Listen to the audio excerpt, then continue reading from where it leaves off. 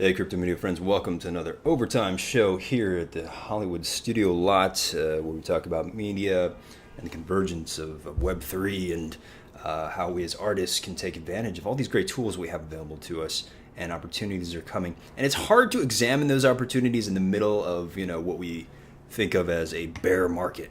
And, I think, days like today, I rarely do this, guys, but I want to take a look at kind of the broader market, because it's going to prove my point. Hopefully by the end of this video, you're going to agree with me. Or not, because I give zero advice here. But I just want to help elucidate, what seems to be just a mountain of FUD in the past, couple months. It really feels like there's a means to an end to it to some degree, right? When you have, Berkshire Hathaway just hammering, taking time out of their meeting to really just hammer down Bitcoin and attack cryptocurrency in general. And that's fair and fine, because I think that cryptocurrency is often misunderstood as being, this tradable thing and not really fully understanding, I think, what we try and examine here at the channel, which is it is part of a system of Web3 that allows for transactions, that allows for hopefully soon ease in transactions. And I think that there's a lot of companies that are trying to do that right now. And I think what you have is like Crypto.com, and I'll go over my Crypto.com story, how I got pulled into Crypto.com, not really wanting to. I already have Coinbase, I already have these exchanges, a lot of KuCoin. I have like old school KuCoin. I have like, these interfaces that are very, very challenging, like KuCoin. It's a great exchange, and I really value KuCoin, because KuCoin, you could find those gems that are just kind of popping in altcoins. But it is a harder platform for a new person to walk into. And you look at Coinbase, holding 90 million wallets, and their ease of use and everything is acceptable and usable. But I think it's really ripe for disruption, and I think you have Crypto.com sees that. And so, you look at the broader market and you're like, okay, it's a bloodbath, except for Algorand. Let's keep that in mind. And so, FUD is at a 3-month high currently. I think, just sentiment is really down right now. A lot of, shorts, in the market to signify, like, most people believe that the market is going to be going down in the short term. Now, again, Algorand.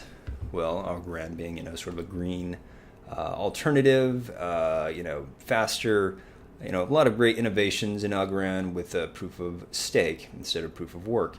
Now, they have done a partnership with FIFA that was announced on Monday. And so everyone's like, is that what's holding them together? Because everyone's trying to grasp at straws at why things are holding as opposed to not. And I think that it does show a significant understanding for this need in mass adoption, and to bring in new capital, to bring in new wallets. The expectation right now is we're about 300 million wallets. As I said, Coinbase having about 90 of those. 90 million of those, just 90. Coinbase has 90 wallets, and they're just really huge whales. No, but you have, and then Crypto.com only has about 10 million active users. And so, but they believe, market sentiment believes that it's about 300 million now, today as we speak. And by the end of 2022, that's going to be 1 billion. And so 3 times as many at least. In terms of active wallets and individual users here in the marketplace. And so, that's saying something. And so, how do these companies do the outreach, to these masses? And clearly, Crypto.com is doing a heavy push. If you saw the commercials that they did for the Super Bowl with LeBron James and Matt Damon, and, we all pan that Matt Damon thing. I thought it was very, decently done, and it was just a bit hokey. I think for those of us in the area, but I think they're trying to inspire again people who are not in crypto currently. They want to inspire people who are like, oh, you want to be early and you want to get in there, knowing full well that we're already here, we're already in there.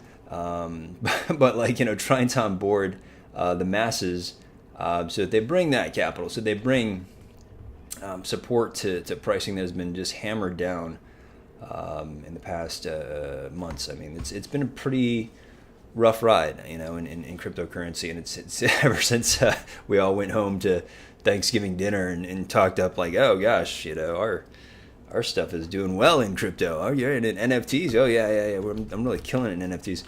Ever since then, it's just we've been eating humble pie ever since Thanksgiving. So hopefully we can return and face our families by the end of fall with some dignity left. If not, it's all going to zero. Like, subscribe, hit the bell notification because, we're going to talk about it. Either way it goes, trying to look for our opportunities as artists, because I think it's interesting. And I'll sort of go over two stories. First one being Angel City Football Club. I'm bullish on women's soccer. Man, I tell you, the level of play. I was at the first game of the season of the league, I believe, certainly in Los Angeles, and so the first game, the gameplay was really like high. I was just like really impressed. They were really well coached, executing on a super high level, and the individual skills are quite amazing in that league. So super bullish there, as well as I know the UK has another league that's on the rise. I think their viewership is up about 500% over last year. That's significant, and because I think when you get there, the level of play is really good, and so very bullish on women's soccer. And so is Crypto.com. Crypto.com is like everywhere, especially in Los Angeles. They've taken over the Staples Center, the naming rights for the Staples Center. So anywhere you're in downtown, you just kind of look up and you see just Crypto.com, on the side of the building in the stadiums, and it's very imposing, and it's sort of a name that really it hammers home, I think, for a lot of people.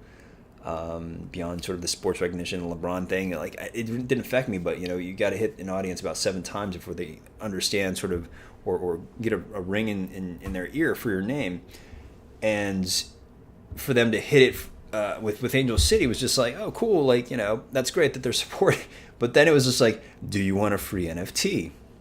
Heck yeah, I want a free NFT. I want an NFT that says I was at the first game ever. That's awesome. That's what NFTs for me are about. It's about commemoration to some degree. If you go to livenation.com, they would definitely agree. They have a whole section and page of commemorative NFTs, and so that's part of the transition of value, of recognition of value of NFTs, of which they can have a value now. So I go and I'm like, of course I want an Angel City FC NFT, and say that 5 times fast. And then, but I got to sign up for Crypto.com if I want that NFT. And I was like, ooh, good play, Crypto.com. They got me. I want this NFT. It's a sports team I think is awesome. And I'm just like, I want this NFT. I have to do this stupid KYC. And I go through it, and I tell you, they have a real... That platform is better than... it's newer than Coinbase currently at the moment in terms of its offerings. I feel like I keep seeing, when I go to Coin Gecko, I feel like just they always have a presence when it comes to the exchanges, and so I'm always seeing Crypto.com on the top in this position of like advertising, first sponsored, first to show up next to eToro, and just but also having these altcoins that I'm looking for. And so in terms of versus Coinbase,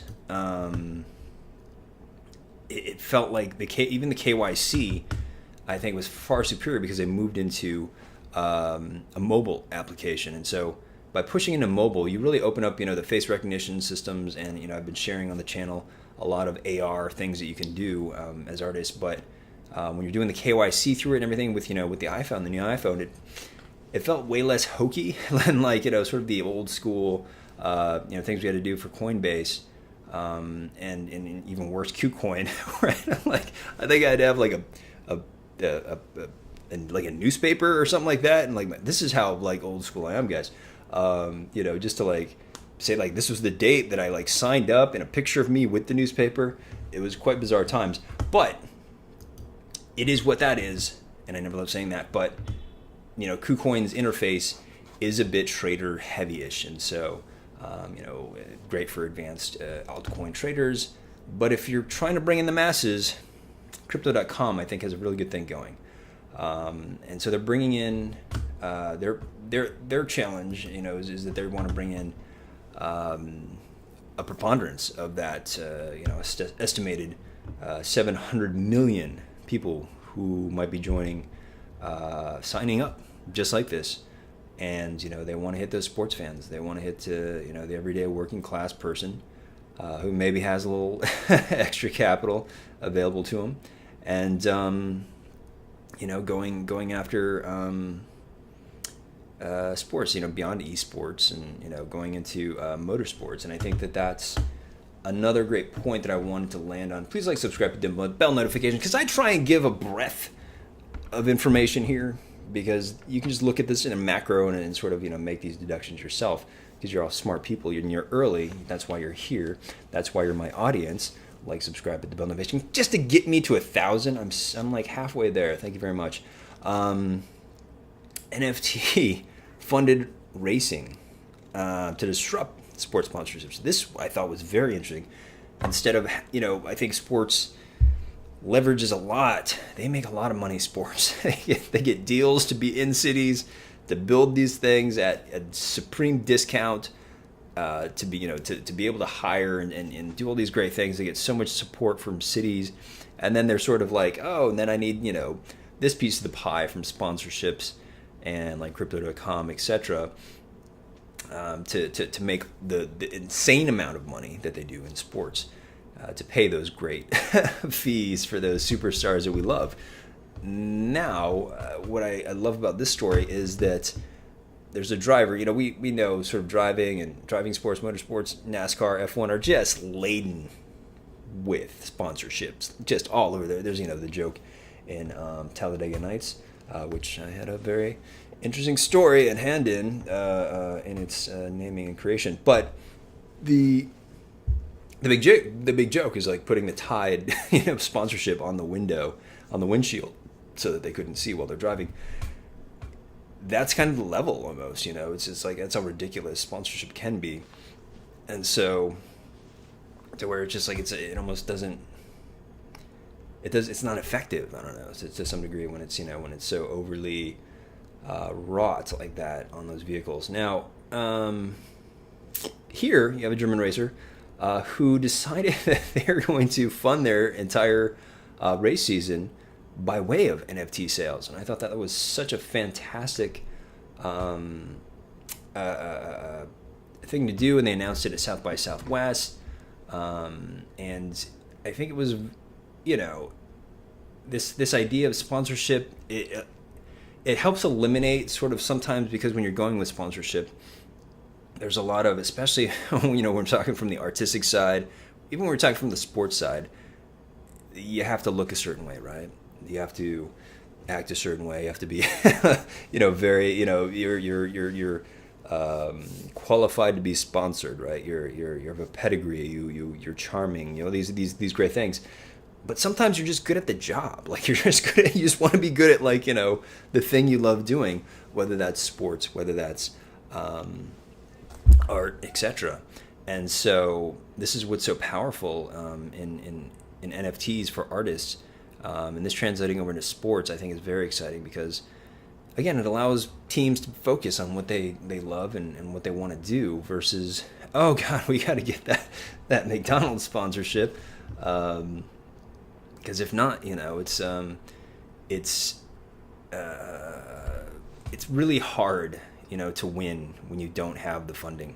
And I think that this also bleeds into other areas that I'm passionate about, I think that or I can speak to some small modicum of from time to time, especially in the arts, but also in politics. If we can get the money out of politics, if we can get Tide out of politics, like we're gonna be in a better place, as a government and as a country, and it's a very interesting thing to see this done by way of NFT, by way of hey, I'm really good at X, I really want to do this. Can I be funded through this way without the veneer needed for qualifying as sponsor, having a patina, if you will, like for Porsche. It's like, oh gosh, am I Porsche material? They're going to look at you like that. Are you Porsche material? Do you have a certain look? Do you are you European? Are you do you have a European edge to you at least? And there's certain qualifiers that you don't have to adhere to if you can reach out directly to an audience. And again, that's what's happening right now with artists, and I encourage you guys to keep looking into this directly.